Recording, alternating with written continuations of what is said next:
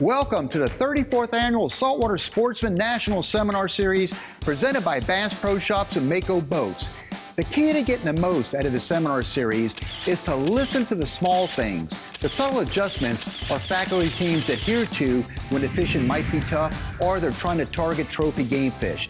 That's what we call the gold nuggets of the seminar series. So come with me, let's get right to it, enjoying, in progress, the Saltwater Sportsman National Seminar Series. Coming to you from the IGFA in Fort Lauderdale, Florida, it's the 34th Annual Saltwater Sportsman National Seminar Series, brought to you by Bass Pro Shops and Mako Boats. Now, here's George Poveromo. Welcome to the Saltwater Sportsman National Seminar Series, being filmed on location at the International Game Fish Association and brought to you by Bass Pro Shops and Mako Boats.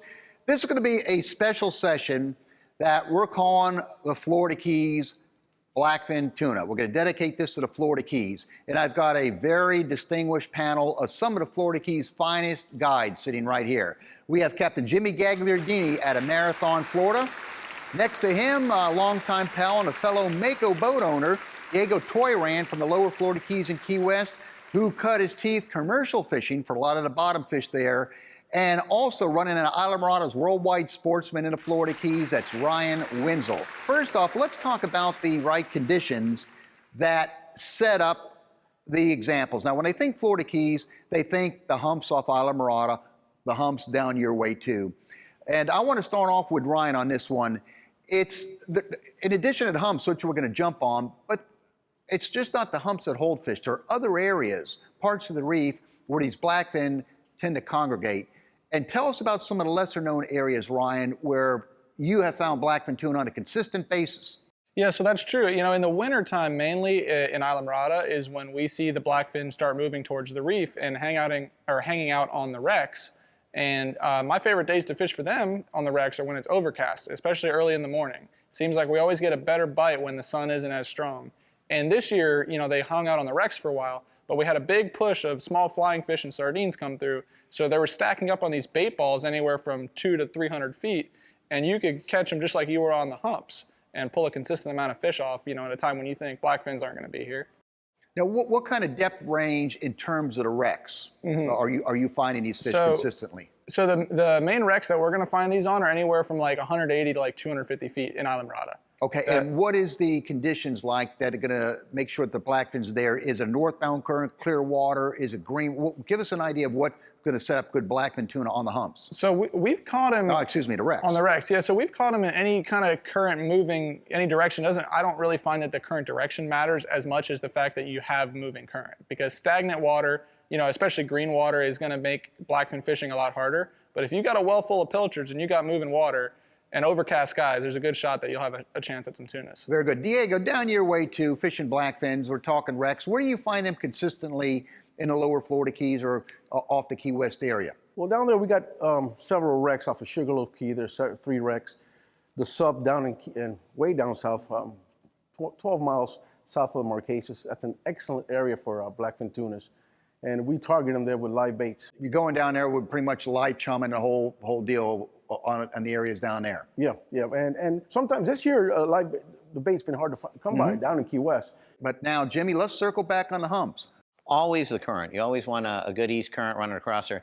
But the hump off a Marathon it's such a, it comes up, you know, several hundred feet, and I think all that deep water bait, as it comes up on the edge of that hump, gets pushed to the surface. Everything gets driven to the surface, plus there's a lot of amberjacks down deep, so everything wants to rise up towards the surface. And I think the more bait there is getting pushed up in that area from the deep, I think that draws in a lot more of the tunas. And the better fishing positions on the hump when that's happening is always what, on the up current side where that current's striking it in there is where the general concentration of those all fish the fish are always going to be on that upcurrent side. The majority of the time, they're going to be on that upcurrent side to be the first ones to get in there on that opportunity to feed. Gotcha. And you have you look at some of the other instruments available. You have the sonar, which you live by religiously. You could sit there and you can mark the hump. You could see right where those blackfin tunas are. We do that a ton with our Simrad, and that tells you where the body of fish is holding. Like you had mentioned, trying to drop down flutter jigs, or if you want to send a live bait down, you know the zones that you could target them in. Then you have the Serious Fish Mapping XM feature that talks about the sea surface temperature gradients, which are temperature breaks. You could find out where some of these true edges are at and these fronts, and that also helps in locating where the current is on a lot of these wrecks and structures too. But let's start off on the simple deal, because I know a lot of people, they, well, man, you know, Jamie goes out there, Diego and, you know, Ryan, they have thousands of pilchards in a well, and it's easy for them to stem the current up and live chum the blackfins up on that hump. But I'm coming down to the Keys, I don't know where to get the bait and this and that. Let's talk about some of the simple ways of fishing them, and trolling is a good way to catch them. Might not get the big ones, but tell me about trolling for them. Well, a lot of times you can catch bigger tunas by trolling along some smaller diving plugs like this, and those will get down there 20 feet, and you use them on braid. And, you know, if they get down there 20, 30 feet and those tunas are there, you troll these along at 3-4 knots and jig them along, and they'll grab these a lot of times just as good as they will a live bait. And in what pound test lead are you running off the top? 30 pound. 30 pound fluorocarbon yeah, on that? I'll use 30 pound on these. In Rapala, like a and that's a Rapala, CD15, and I never take those down. And they're really effective, you know, and again, you don't have to have live bait with you. You can go out there and if the tunas are there, and they're fairly aggressive, they'll grab these. And true or false? I got 30 seconds before you go to commercial break. When you fish those, you could put 2 of them out, but the blackfin tuna tend to eat those farther back and around 9-10 miles an hour. True or false? It depends on who you ask. Yeah. Some people like to troll them as fast as they can. I prefer to troll them slow and jig them. What's slow, real quick? 3-4 knots, cruising along and just jigging them. So you're jigging them along. Actually jigging. That's right. Great information. We're going to come right back to the nitty-gritty on tactics for blackfin tuna right after this commercial break. The Saltwater Sportsman National Seminar Series is brought to you by Simrad. Go with Simrad and go with confidence. Penn, let the battle begin. SiriusXM Marine, weather, fish mapping, and entertainment for anglers. Mercury Outboards, go boldly. Angle, portable fridge freezers, and high-performance coolers. George will be right back. Welcome back to the 34th Annual Saltwater Sportsman National Seminar Series from the IGFA in Fort Lauderdale, Florida. Brought to you by Bass Pro Shops and Mako Boats. Let's get right back to George. Welcome back to the Saltwater Sportsman National Seminar Series presented by Bass Pro Shops and Mako Boats and being filmed on location at the International Game Fish Association. Back to blackfin tuna. Diego, you're a heavy metal man, and I don't mean that in terms of music, but you like to do a lot of flutter jigging. I do. I'm addicted to it nowadays. Yes, you are. It works, right? Oh, yeah. I've watched Very it. effective. I've seen it a lot on your television series, and feel free to tell the audience the name of your TV series. Yes, Pescando en los Cayos y el Mundo. It's the only Hispanic fishing show in the country. And that's what it means, fishing in the Keys and the world. And that's why I threw the ball to you, because there's no way in the world I can even pronounce that. But it's a very popular show, and I'm proud to call Diego my friend. Let's get to the brass tacks of actually flutter jigging, either on wrecks and all. Number one, what pound test leader? Is there a certain style flutter jig that you're using? Does color make a difference? And what is the right action to get these blackfins? You know, it all depends on the day. First of all, I think if you're going to target blackfin tuna, you want to get out there as early as possible. You know, and Captain Ryan mentioned it. You know, overcast days are the best. If you want to get there before that sun really shines, and that's when they come up to the surface. Light tackle jigs, you know, I find in the morning they come up. Then later on, when the sun starts to bake, they go down. So you want to use the heavier jigs. 50-pound test is what I like to start with, as far as leader material, up to 80 in case you want to target the AJs down low. Work them up high. Fast sometimes works the best. For me, fast action. Okay, now I'll grill you on that, fast action. Now, are you talking about just reeling it rapidly back to the surface? Or are you talking about getting that lead down in the zone where these fish are being marked in the machine, and then just radically working that rod and trying to keep it in play within 15, 20, 30 feet of where the fish are at? Define that. Yes, exactly. That's where that's when your sonar equipment comes into play. You want to make sure you mark that ball, especially yellow blackfin tuna. They show up in balls and packs. And I like to target them below the pack and start working my way up as I jig. You know, if you're not marking nothing on the screen, there's no sense to jig. I mean, you can get lucky. Kudas come by, a shark comes by, but you want to target, especially jigging. It gets tiresome after a while. You have to have the right equipment as far as rod and reel, something light. What pound test main line are you using? 50 braid minimum. 50 okay, braid, and then you go into a 50-pound leader on top of it. 50-pound leader. I usually go with 65-pound braid. That's my go-to line. Gotcha. And you know, if I'm targeting the big AJs, 80-pound braid. Does color make any difference, or is it more just the action and getting the blade down where the fish are You at? know what? I think the action is mainly it, but the pinks work the best. Ryan, okay, you heard us talk about trolling. You heard us talk about dropping down some irons down there. Now, outside, I want you to leave your spear guns back at the dock, okay, for this one here. What have been your most productive go-to system for catching those blackfins out of Islamorada? Well, without a doubt, for our company that we fish every day for blackfins in the fall time, always loading up on bait. You know, and I don't feel comfortable until I have like 400 pilchards in the well. Then I know, okay, I'm no chance I'm not going to get them if they're out there. If you can make it rain and set up on a drift, you know, we've had them this fall was one of the best seasons we've ever seen for tuna. I mean, we had them hitting our boat, catching your limit in 10 minutes, and then just catching them on fly and releasing them afterwards, you know. Belly hooking them so they go down and out. That's a very important point. It is. It is a key to catching the blackfins. And, you know, sometimes if the belly hooks aren't getting bit, we'll send a nose hook out on the surface, but really small 2/0 live bait hooks. And, you know, they're not circles, they're J hooks, but they set real good. Right in, you know, if they swallow it, that's fine. It's going to choke them, and they're going to just get them away from the sharks as fast as you can, because there's a lot of big sharks hanging out on those humps. What pound test lead are you using in this? Anywhere from 25 to 30. You know, the days that they're not biting real well, I'll go to 25, but I always leave the dock with 30 tied on. Okay, and now correct me if I'm wrong here. You're power drifting up current of the hump, live chumming the blackfins to the surface, pitching the baits, and what are you trying to do when you hook up? Try to pull them off the humps? What if there's a shark issue? It just go as fast as you physically can. I mean, you know, a lot of times like this fall, we saw them just sitting underneath the boat. There'd be like 2 to 3 dusky sharks just circling under our boat. And you know, you have to break that wall of sharks to get that fish up. And, you know, as fast as you can reel is the key. I mean, you know, the bigger ones, you'll end up losing a lot of big ones, especially when you're having a client fight it that doesn't do it every day. You know, they're just going as hard as they can, but, you know, they just gotta muscle them up. Yeah, and speaking of sharks, which are becoming even more of a problem than they've ever been, Jimmy, and your cousin, Captain Dario Madero, had taught me this. We had done a show, and the sharks were terrible.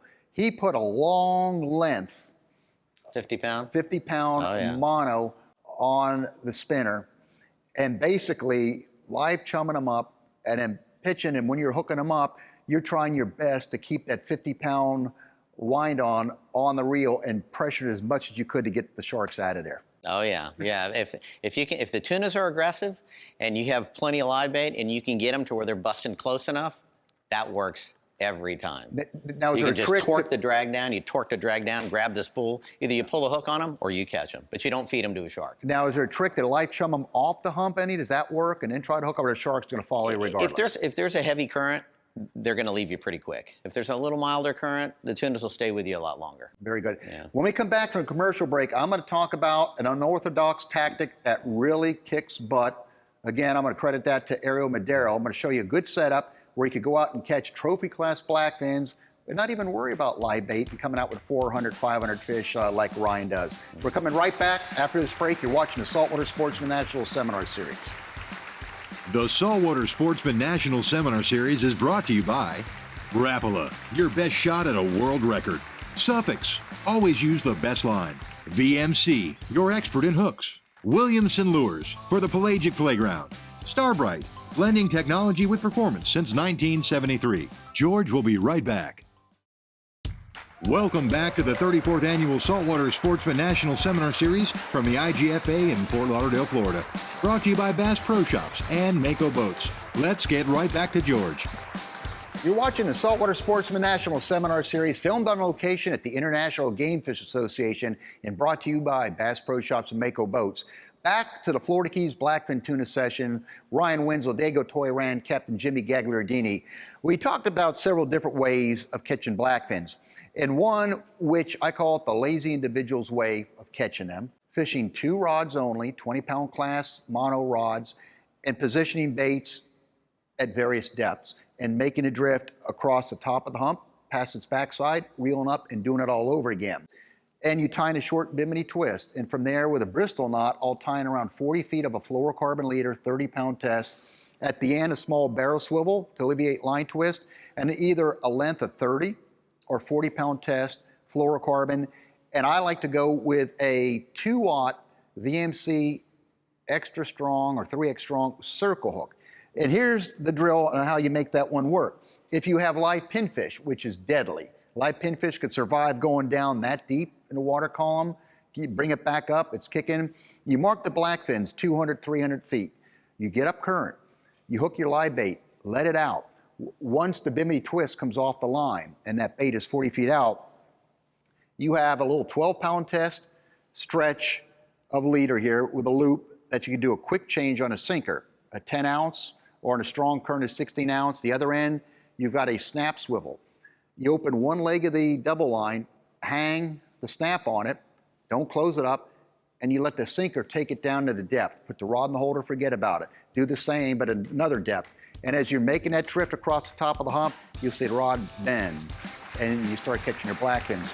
The Saltwater Sportsman National Seminar Series is brought to you by Columbia Sportswear. Stay cool and protected while fishing. Calcutta Outdoors. Hard-working outdoor gear. JL Audio, ahead of the curve. ACR, building survival products since 1956. Florida Keys and Key West. Visit flakeys.com. George will be right back.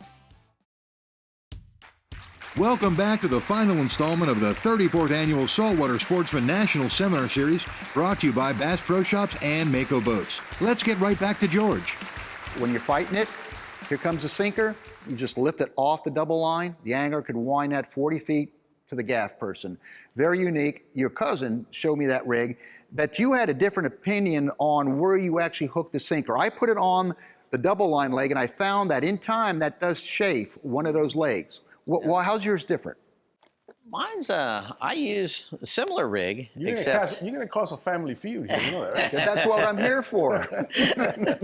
What I do is I run the line out all the way to the bimini, and where it joins onto that 30 or 40 pound leader, whatever you want to use, I put a split shot there, and then I hooked a snap swivel right behind that. And you let it hang on a split shot. You don't close it, That's right. I just let it hang right on the split shot like that. Okay. Then when you hook that fish, and he takes off, that snap swivel can just ride right on down the line. And the fish takes off, he goes running, and that snap swivel will just ride right on down the line. He's not dragging that weight right with to the tuna. No, away from the tuna. Okay, so away from the tuna takes off, and he just, that snap swivel will just slide right up the line.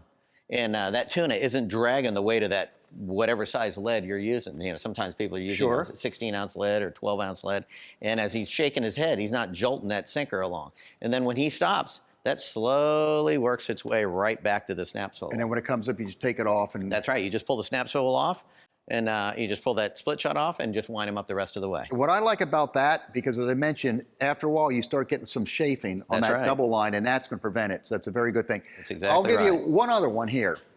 In that we mentioned live pinfish. You could crush the blackfins without using live pinfish. And we do this, we take a box of squid out that you would normally pitch for dolphin. You get up, we'll do the same setup, and we'll put squid on and send the squid down. And where the squid really come into play is if you have a very fast current come across the hump and those live baits just spin. You know, live baits are good when the current is slow. When you have a real strong current, you put the squid. So as you're coming across that hump, 3 knots, 3.5 knots, the squid look like they're just racing along naturally in that water column, and the blackfins drill them. So a box of squid goes a long way to catching blackfins, and you're fishing them at the various depth zones down there. And also, one other one too, if you're cheap and you don't want to sit and buy a box of squid, you shouldn't be fishing, but just to say that you are, you tie one of these swimming plugs on it, you troll, and you send that down the same way. That swimming plug is going down there at 3 knots. And the blackfins crush it. So fishing deep is a pretty cool deal in that you don't need all these live baits to try to chum these fish up. All right, give me an idea, Ryan, as far as times of the year when you see maybe some of the bigger ones that show up. Yeah, for sure. In Islamorada, a lot of the bigger ones come in start of like early fall. So anywhere from mid-August towards September, they start to show up. And this year, I mean, it went as far as into November we stayed catching them. Normally by October-ish, it'll kind of slow down. But, I mean, it was, like I said earlier, the best tuna season we've seen in years in Islamorada. That's pretty wild. And I want to say one more thing about fishing the wrecks or the humps is with a good sonar in the Simrad, you could see where these fish are at. But I put the plotter trail on that where you could see the trail on your boat. So when we do the drifting, we could see the path that we come across. If it's productive, we go right up to that point again, make the same drift and duplicate it. If we do a couple times and nothing, we come over, work another section. So you can see how you dissect the hump or that wreck by going where you've been. Jim, you got 30 seconds left. I want you to close this.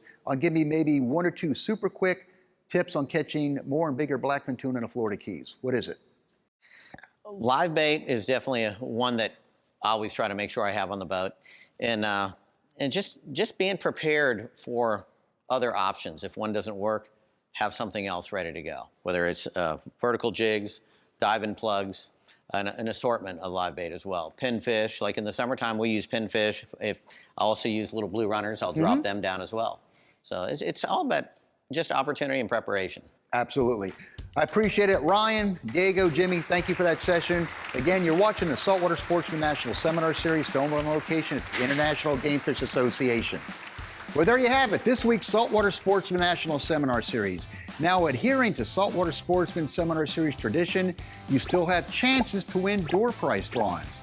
Simply go to nationalseminarseries.com, log on to the door prize page, just give us your name, phone number, and an email address, and at the conclusion of the airing of the series in December, we will draw for a number of excellent door prizes. Get right to it. We'll see you on the next episode of the Saltwater Sportsman National Seminar Series.